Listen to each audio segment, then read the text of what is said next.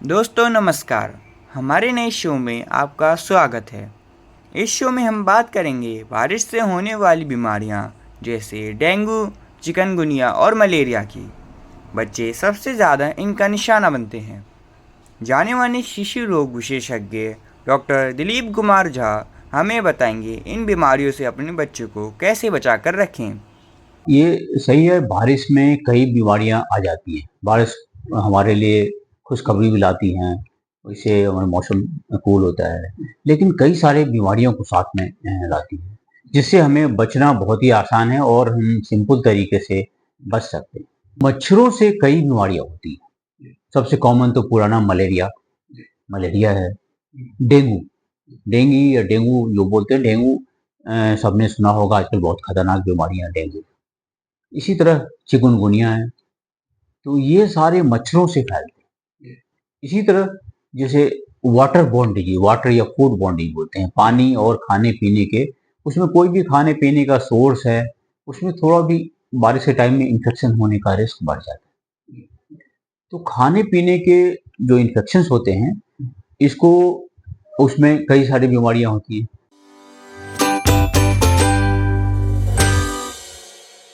बारिश में जो डायरिया या दस्त की बीमारी बहुत ही कॉमन है। इसका हमें हाइजीन सबको रखना चाहिए और इससे हम बहुत ही इजीली बच सकते हैं। सच बताएं तो हमें 5 F हम बोलते हैं, 5 F का ध्यान रखना चाहिए। 5 F मीन्स मैंने हमारा फिंगर, एक F हो गया फिंगर। फिंगर हम बोलते हैं जो कि हमारे हाथ साफ होने चाहिए। फिंगर मीन्स फिंगर, हाथ के फिंगर्स हमें साफ कंप्लीटली। जो कुछ भी हम खाएं, सपोज जो कुछ भी मुंह में डाल रहे हैं हम, तो उससे पहले हमारा सोप वाटर से हमारा हाथ क्लीन होना चाहिए। तो फिंगर हो गया। दूसरा एफ होता है फ्लाई। फ्लाई मक्खियां, कोई भी खाने पे यदि मक्खी आपको लगता है कि बैठा हुआ था या बैठ सकती है, तो वैसा खाना ना खाएं। ठीक है, क्योंकि बारिश में इन्फेक्शन का रिस्क बढ़ता है, एक से खाने से, एक जगह से गंदगी से। और तीसरा होता है जिसको बोलते हैं फीसेज। फीसेज हम स्टूल या पॉटी को बोलते हैं। तो बच्चों के लिए बहुत ही जरूरी है, क्योंकि हम जो बच्चे कई बार कई जगह पॉटी किया कुछ भी किया, तो उसको हम कंप्लीट क्लीन करें और अपने हैंड हाथ को वॉश करें। उसने भी यदि टच कर लिया है बच्चे ने, तो क्या कि जो फीकल मैटर होता है, जो दस्त होते हैं, उसमें जो बैक्टीरिया होते हैं वो फिर हमारे खाने में फैल जाते हैं, मक्खियां फैला देती है, या कई बार हम अपने टच से, बच्चे थोड़ा हाइजीन प्रॉपर ना रखें तो फैल जाते हैं। इसलिए हमें बॉडीज का, बच्चों के बॉडीज का या किसी का भी वो ध्यान रखना चाहिए, कंप्लीटली क्लीन होना चाहिए। चौथा हम बोलते हैं फोमाइट।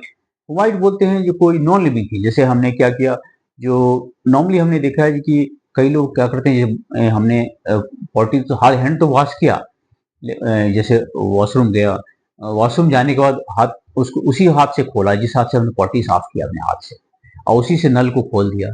तो कोशिश की नल का ढक्कन उसको भी क्लीन करें, नहीं तो वो सोर्स हो जाएगा फैलने का। उसी तरह हमने गंदे हाथ से टॉवल को साफ कर लिया अपने हाथ को, तो उसके थ्रू दोबारा फैल जाएगा।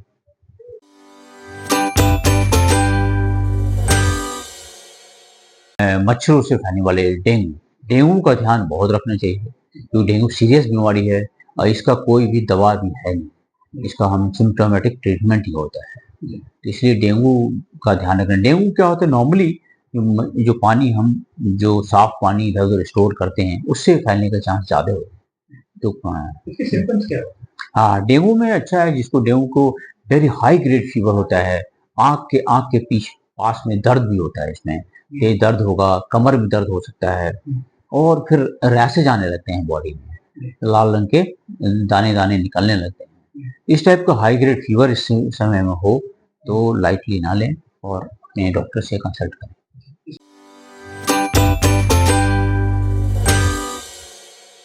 और भी मलेरिया, मलेरिया हमारा ठंड के साथ बुखार तेज हो जाता है, ये भी मच्छर के काटने से होता है। मलेरिया में तो बहुत ही ठंड ठंड राइगर के साथ, ठंड के साथ बुखार होगा और तेज बुखार चढ़ेगा, और एकदम से पता चले 104 105 फीवर हो गया, फिर टाइम लेता है फिर कम होने में। बच्चों में भी मलेरिया होता है, बच्चों में मलेरिया बहुत ही कॉमन है और अभी भी मलेरिया हो रहा है, तो हमें इसलिए मच्छर से बचना ही है। तो बच्चों को भी हम, उसके लिए हम क्या कर सकते हैं, एक तो पानी, गंदे पानी सबसे दूर रखें, मच्छर से दूर रखें। फ्लू, इन्फ्लुएंजा, फ्लू की बीमारी बरसात में इस समय काफ़ी कॉमन हो जाती है। फ्लू भी क्या है, नॉर्मली हाई ग्रेड फीवर इसमें भी होता है, बॉडी पेन होता है और नेजल डिस्चार्ज हो सकता है। तो फ्लू के साथ साथ स्वाइन फ्लू भी होते हैं। तो फ्लू स्वाइन की बीमारी भी बहुत कॉमन है।